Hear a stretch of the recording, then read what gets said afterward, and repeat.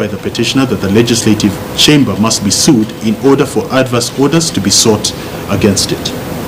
The respondent asserts that the orders sought by the petitioner, including the nullification of the impeachment, are untenable because the process followed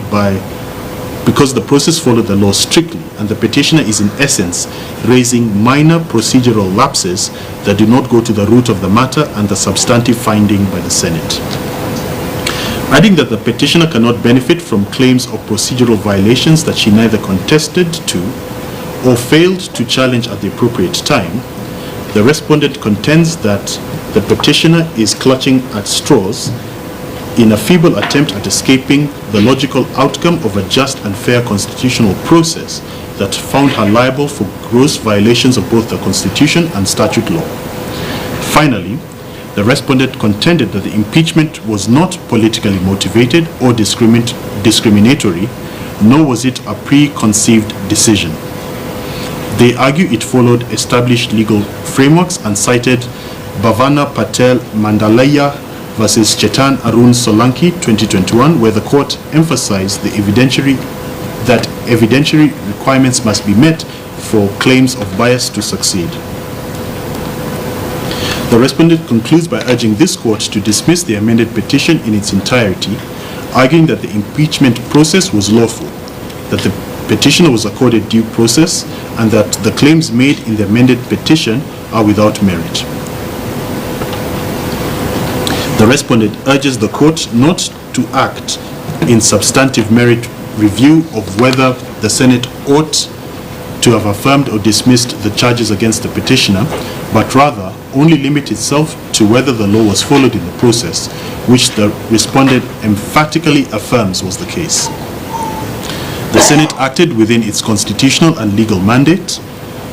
The petitioner was granted a fair hearing, and the impeachment process met the required legal standards. Therefore, the order sought by the petitioner should not be granted. The first, second, and seventh interested parties' position supporting the amended petition. The seventh interested parties' reply and written submissions were struck out by the court due to improper commissioning of the replying affidavit, which meant there was no underlying foundation for the interested parties' written submissions.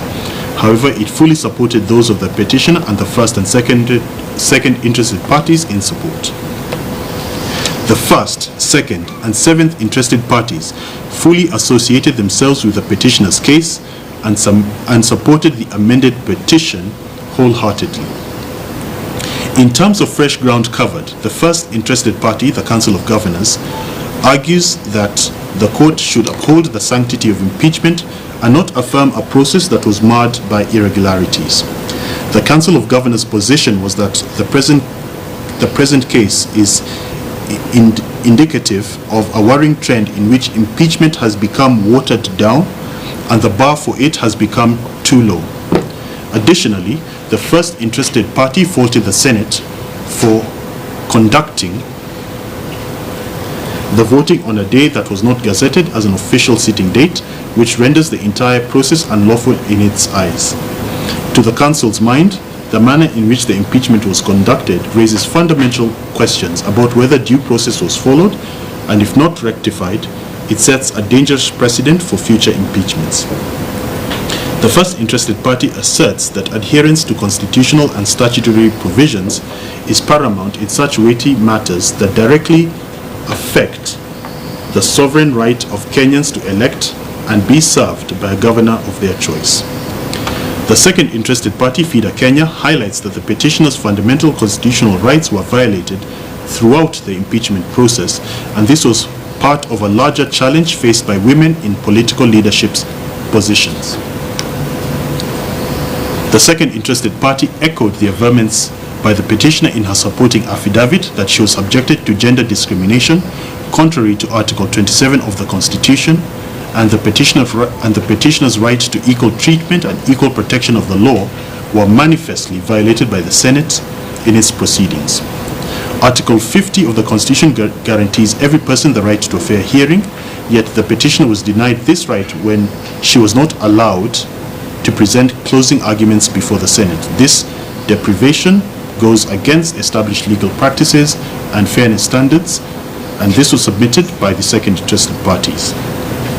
On the key constitutional requirements for impeachment, which is public participation, the second interested party notes that the process did not meet the constitutional standards required under the law.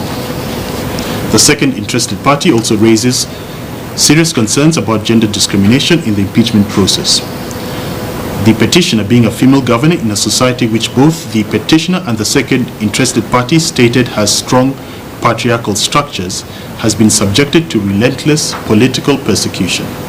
They observed that the impeachment marks the fifth attempt to remove the petitioner from office, suggesting a pattern of targeted victimization rather than a genuine accountability process. FIDA Kenya argues that women in leadership positions, particularly in highly patriarchal societies like Meru, face undue scrutiny and hostility. The petitioner's case is reminiscent of historical gender-based political exclusion, where women are not given opportunities to lead. The impeachment proceedings in the Senate, to their mind, were conducted in a manner that reinforces societal biases against female leadership, discouraging other women from pursuing political careers. The second interested party also highlights that the petitioner has been subjected to multiple impeachment attempts based on the same set of allegations. The second interested party in particular proposes several legal remedies, including the nullification of the impeachment, an order reinstating the petitioner, and an injunction preventing further impeachment attempts on the same grounds. They also recommend legal reforms to protect governors from politically motivated impeachments. The Senate's role in impeachment should also be clearly defined, and adherence to due process enshrined.